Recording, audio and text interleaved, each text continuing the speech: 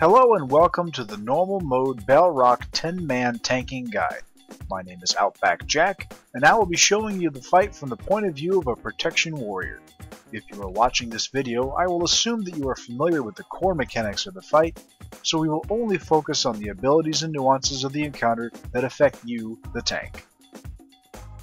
The Baleroc encounter weighs heavily upon your healers able to build up a healing buff, which affects how you are healed.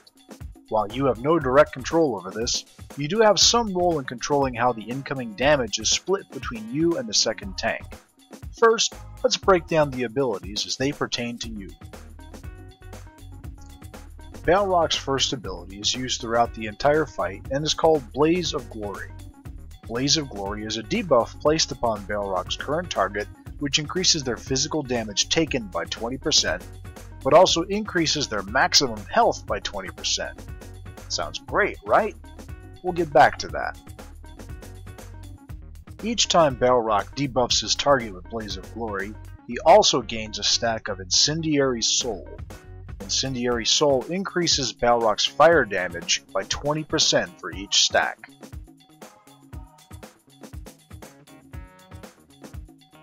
To tie this together, your healers have a buff called Vital Spark, which will become Vital Flame when they heal you.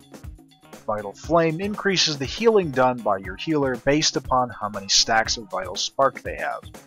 This will become necessary to compensate for your monstrously large health pool towards the end of the fight.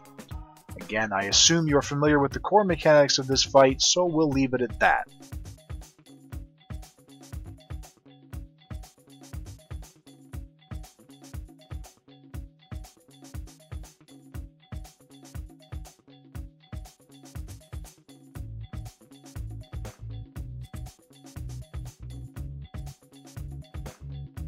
Now on to the fun stuff. Throughout the fight, Baleroc will empower his blades with one of two abilities which you and your second tank have to absorb. The first ability is called Inferno Blade. When Inferno Blade is active, Baleroc will do no physical damage, but instead will inflict massive amounts of fire damage.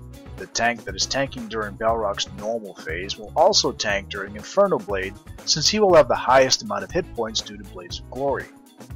This fire damage can be absorbed, mitigated, and avoided through all standard tanking cooldowns, so roll your shield walls, bark skins, and other abilities during this ability.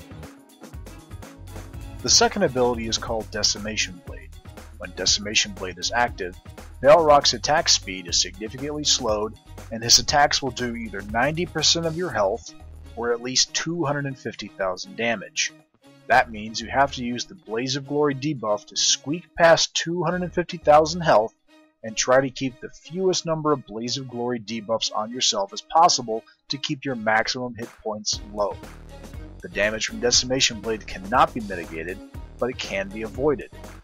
You want to consider building an avoidance set for this role with some heavy on-use dodge cooldowns, such as Vial of Stolen Mirrors from Bastion of Twilight, and the Moonwell file from the Molten Front dailies. Decimation Blade can be quite stressful on healing, especially near the beginning of the fight before your healers have built up their healing buff. A trick that you and your other tank can pull off is taunting the boss back and forth to absorb Decimation Blade hits. Baleroc is not affected by taunt diminishing returns, so there is no risk of him becoming taunt immune during the fight. You should use this sparingly, as it can surprise or terrify healers if you both get whacked for 90% of your health. That sums up your role in this encounter. There are no other phases to deal with here, just a constant taunt rotation to handle the two different blades. You can find our World of Logs link in the comment section below. Thank you for watching this video. If you have any questions, please visit the Tankspot.com strategy forums for discussion on this encounter and others. Enjoy your kill!